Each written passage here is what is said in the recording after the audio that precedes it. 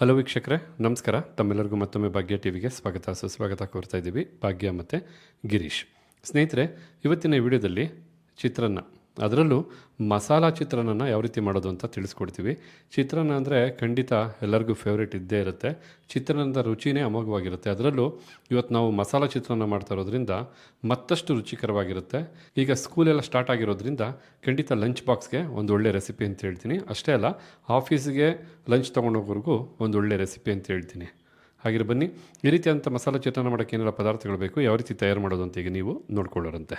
ಮಸಾಲ ಚಿತ್ರಾನ್ನ ಮಾಡೋದಕ್ಕೋಸ್ಕರ ಮೊದಲಿಗೆ 1 ಕಪ್ ಅಳತೆ ಅಕ್ಕಿಯಲ್ಲಿ ಅನ್ನನ ಸಿದ್ಧ ಮಾಡಿರ್ತಕ್ಕಂಥದ್ದು.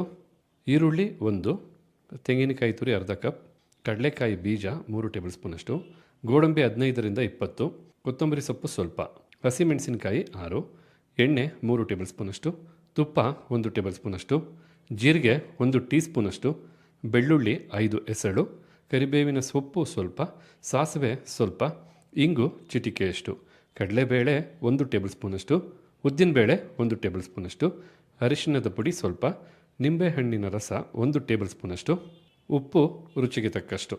ಇದಿಷ್ಟು ಬಹಳ ರುಚಿಕರವಾಗಿ ಮಸಾಲ ಚಿತ್ರಾನ್ನ ಮಾಡೋದಕ್ಕೆ ಬೇಕಾದಂಥ ಪದಾರ್ಥಗಳು. ಬನ್ನಿ, ಈಗ ಈ ಪದಾರ್ಥಗಳನ್ನು ಉಪಯೋಗಿಸಿ ಯಾವ ರೀತಿಯಾಗಿ ಮಸಾಲ ಚಿತ್ರಾನ್ನ ಮಾಡೋದು ಅಂತ ನೋಡ್ಕೊಳ್ಳೋರಂತೆ.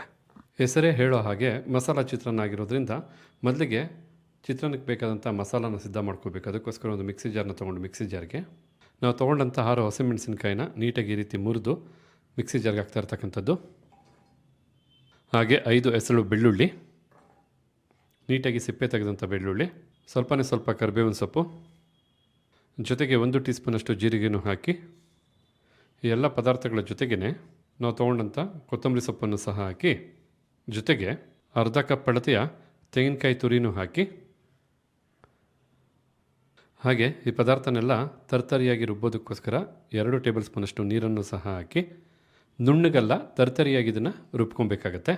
ಮಿಕ್ಸಿ ಜಾರ್ಗೆ ಹಾಕ್ತಂಥ ಎಲ್ಲ ಪದಾರ್ಥನೂ ಈ ಒಂದಕ್ಕೆ ಬಹಳ ತರ್ತರಿಯಾಗಿ ಮಿಕ್ಸ್ ಮಾಡಿರ್ತಕ್ಕಂಥದ್ದು, ಅಂದರೆ ರುಬ್ಬಿರ್ತಕ್ಕಂಥದ್ದು. ಇದು ಮಸಾಲ ಚಿತ್ರಾನ್ನ ಮಾಡೋದಕ್ಕೆ ಬೇಕಾದಂಥ ಮಸಾಲ. ಈ ರೀತಿಯಾಗಿ ಮಸಾಲಾನ ಸಿದ್ಧ ಮಾಡಿದ ನಂತರ ಈಗ ಚಿತ್ರಾನ್ನ ಮಾಡೋದಕ್ಕೆ ಬೇಕಾದಂಥ ಒಗ್ಗರಣೆ ಮಾಡೋದಕ್ಕೋಸ್ಕರ ಮೊದಲಿಗೆ ಒಂದು ಬಾಣಲಿನ ಬಿಸಿ ಮಾಡಿಕೊಂಡು, ಬಿಸಿಯಾದಂಥ ಬಾಣಲಿಗೆ 3 ಟೇಬಲ್ ಸ್ಪೂನಷ್ಟು ಎಣ್ಣೆನ ಹಾಕಿ ಎಣ್ಣೆನ ಬಿಸಿ ಮಾಡ್ಕೋಬೇಕಾಗತ್ತೆ. ಈಗಿಲ್ಲಿ ಎಣ್ಣೆ ಬಿಸಿಯಾಗಿದೆ. ಬಿಸಿಯಾದಂಥ ಎಣ್ಣೆಗೆ ಸ್ವಲ್ಪ ಸಾಸಿವೆನ ಹಾಕಿ, ಈ ರೀತಿ ಸಾಸಿವೆನೂ ಸಿಡಿದಾದ ನಂತರ ಸ್ವಲ್ಪ ಚಿಟಿಕೆಯಷ್ಟು ಇಂಗು, ಜೊತೆಗೆ ಸ್ವಲ್ಪ ಅರಿಶಿಣದ ಪುಡಿ, 1 ಟೇಬಲ್ ಸ್ಪೂನಷ್ಟು ಕಡಲೆಬೇಳೆ, ಜೊತೆಗೆ 1 ಟೇಬಲ್ ಸ್ಪೂನಷ್ಟು ಉದ್ದಿನಬೇಳೆನೂ ಹಾಕಿ ಲೋ ಟು ಮೀಡಿಯಮ್ ಫ್ಲೇಮ್ನಲ್ಲೇ 1 ನಿಮಿಷ ಇದನ್ನೆಲ್ಲ ಚೆನ್ನಾಗಿ ಬಿಸಿ ಮಾಡ್ಕೋಬೇಕಾಗತ್ತೆ. ಹೈ ಫ್ಲೇಮ್ನಲ್ಲಿ ಯಾವುದೇ ಕಾರಣಕ್ಕೂ ಒಗ್ಗರಣೆ ಮಾಡಬಾರ್ದು. ಲೋ ಅಥವಾ ಮೀಡಿಯಮ್ ಫ್ಲೇಮ್ನಲ್ಲೇ ಒಗ್ಗರಣೆ ಮಾಡಬೇಕು. ಈಗ 1 ನಿಮಿಷ ಇದನ್ನೆಲ್ಲ ಚೆನ್ನಾಗಿ ಬೆರೆಸಿ ಬಿಸಿ ಮಾಡಿದ ನಂತರ ಸ್ವಲ್ಪ ಕರಿಬೇವಿನ ಸೊಪ್ಪು, ಹಾಗೆ ಈ ಹದದಲ್ಲಿ ಬಹಳ ಚಿಕ್ಕದಾಗಿ ಕಟ್ ಮಾಡಿದಂಥ 1 ಈರುಳ್ಳಿ. ಈ ಸಮಯದಲ್ಲಿ ಸ್ವಲ್ಪ ಪುಡಿ ಉಪ್ಪು, ಅಂದರೆ ರುಚಿಗೆ ತಕ್ಕಷ್ಟು ಉಪ್ಪನ್ನು ಬಳಸ್ತಾ ಇರ್ತಕ್ಕಂಥದ್ದು. ಒಗ್ಗರಣೆಗೆ ಹೊಂದ್ಕೊಳ್ಳೋಷ್ಟು ಉಪ್ಪು ಸಾಕು, ಯಾಕೆಂದರೆ ಅನ್ನ ಮಾಡಬೇಕಾದ್ರೆ ಉಪ್ಪನ್ನು ಹಾಕಿ ಅನ್ನನ ಮಾಡಿರ್ತೇವೆ. ಅದರ ಪ್ರಕಾರ ನೋಡಿಕೊಂಡು ಉಪ್ಪನ್ನು ಹಾಕೋಬೇಕಾಗತ್ತೆ. ಲೋ ಟು ಮೀಡಿಯಮ್ ಫ್ಲೇಮ್ನಲ್ಲೇ ಸರಿಸುಮಾರು 2ರಿಂದ 3 ನಿಮಿಷ ಚೆನ್ನಾಗಿ ಈರುಳ್ಳಿನ ಫ್ರೈ ಮಾಡ್ಕೋಬೇಕು.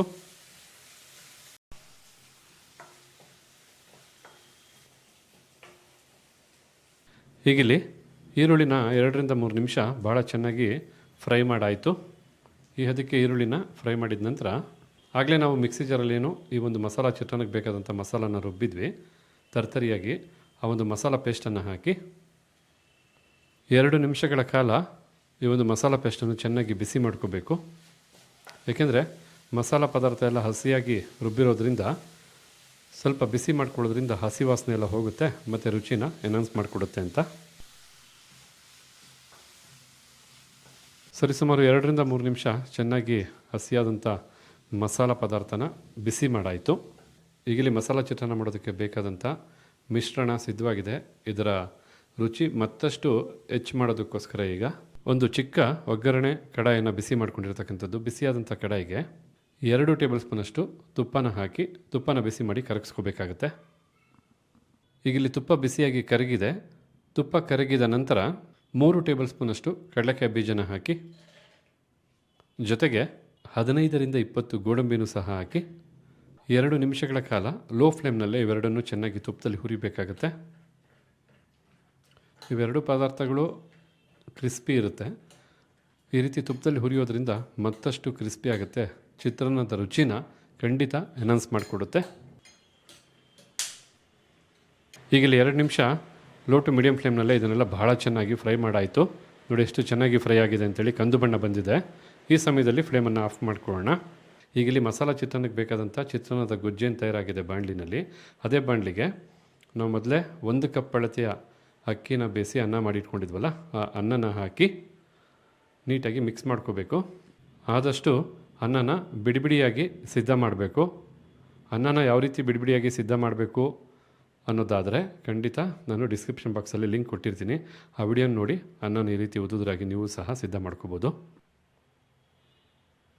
ನೋಡಿ, ಕಂಪ್ಲೀಟಾಗಿ 1/4 kg ಅಕ್ಕಿನ ಏನು ಬೇಯಿಸಿ ಅನ್ನನ ಸಿದ್ಧ ಮಾಡಿದ್ವಿ, ಕಂಪ್ಲೀಟಾಗಿ ಬಾಣಲಿಗೆ ಹಾಕಾಯಿತು. ಈಗ ಇದನ್ನು ಚೆನ್ನಾಗಿ ಆ ಒಂದು ಮಸಾಲ ಚಿತ್ರಾನ್ನದ ಪೇಸ್ಟ್ ಜೊತೆ ಬೆರೆಯೋ ಹಾಗೆ ಮಿಕ್ಸ್ ಮಾಡ್ಕೋಬೇಕು. ಅದಕ್ಕೂ ಮೊದಲು ನಾವು ತುಪ್ಪದಲ್ಲಿ ಏನು ಕಡಲೆಕಾಯಿ ಬೀಜ ಗೋಡಂಬಿನ ಹುರಿದಿದ್ವಿ ಅದನ್ನು ಸಹ ಹಾಕಿ, ಇನ್ನು ಚಿತ್ರಾನ್ನ ಅಂದಮೇಲೆ ಎಲ್ಲದಕ್ಕಿಂತ ಮುಖ್ಯ ನಿಂಬೆಹಣ್ಣಿನ ರಸ. ಇಲ್ಲಿ ನಾವು 1 ಟೇಬಲ್ ಸ್ಪೂನಷ್ಟು ತಾಜಾ ನಿಂಬೆಹಣ್ಣಿನ ರಸನ ಬಳಸ್ತಾ ಇರ್ತಕ್ಕಂಥದ್ದು. ಈಗ ಈ ಎಲ್ಲ ಪದಾರ್ಥಗಳು ಚೆನ್ನಾಗಿ ಬೆರೆಯೋ ಹಾಗೆ ಮಿಕ್ಸ್ ಮಾಡ್ಕೋಬೇಕಾಗತ್ತೆ.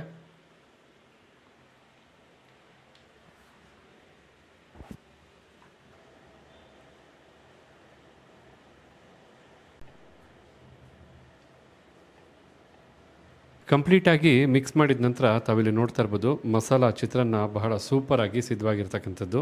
ಹಾಗೆ ಒಳ್ಳೆ ಅರೋಮ ಬರ್ತಾ ಇದೆ. ಖಂಡಿತ ಸ್ಪೆಷಲ್ ಆದಂಥ ಅರೋಮ ಅಂತ ಹೇಳ್ತೀನಿ. ಯಾಕೆಂದರೆ ಮಸಾಲ ಪದಾರ್ಥಗಳನ್ನ ಹಾಕಿ ರುಬ್ಬಿರೋದ್ರಿಂದ, ಜೊತೆಗೆ ಗೋಡಂಬಿ ಮತ್ತು ಕಡಲೆಕಾಯಿ ಬೀಜನ ತುಪ್ಪದಲ್ಲಿ ಹಾಕಿ ಹುರಿದಾಕಿರೋದ್ರಿಂದ ಖಂಡಿತ ಒಳ್ಳೆ ಅರೋಮ ಇದೆ.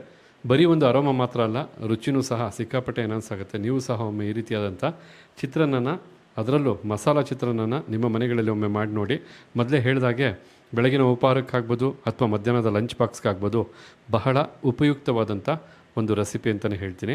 ಹಾಗಿದ್ರೆ ಇವತ್ತಿನ ವಿಡಿಯೋದಲ್ಲಿ ನಾವು ಮಾಡಿ ತಿಳಿಸಿದಂಥ ಒಂದು ಮಸಾಲ ಚಿತ್ರಾನ್ನದ ರೆಸಿಪಿ ತಮಗೆಲ್ಲ ಇಷ್ಟ ಆಗಿದೆ ಅಂತ ತಿಳ್ಕೊಂಡಿದ್ದೀನಿ. ಇಷ್ಟ ಆಗಿದ್ರೆ ಈ ವಿಡಿಯೋಗೊಂದು ಲೈಕ್ ಮಾಡಿ. ಹಾಗೆ ಈ ರೆಸಿಪಿ ಬಗ್ಗೆ ತಮಗಿರ್ತಕ್ಕಂಥ ಅನಿಸಿಕೆ, ಅಭಿಪ್ರಾಯನ ಕಮೆಂಟ್ ಮೂಲಕ ತಿಳಿಸೋದನ್ನು ಮರಿಬೇಡಿ. ಎಲ್ಲದಕ್ಕಿಂತ ಮುಖ್ಯವಾಗಿ ಈ ವಿಡಿಯೋನ ಮತ್ತೊಬ್ಬರಿಗೂ ಹೆಲ್ಪ್ ಆಗೋ ಹಾಗೆ ಶೇರ್ ಮಾಡಿ ಅಂತ ಹೇಳ್ತಾ ತಮಗೆಲ್ಲರಿಗೂ ಧನ್ಯವಾದನ ತಿಳಿಸ್ತಾ ಇದ್ದೀವಿ. ಮತ್ತೊಂದು ಹೊಸ ವಿಡಿಯೋದಲ್ಲಿ ಹೊಸ ರೆಸಿಪಿ ಜೊತೆ ತಮ್ಮನ್ನು ಭೇಟಿ ಮಾಡ್ತೀವಿ.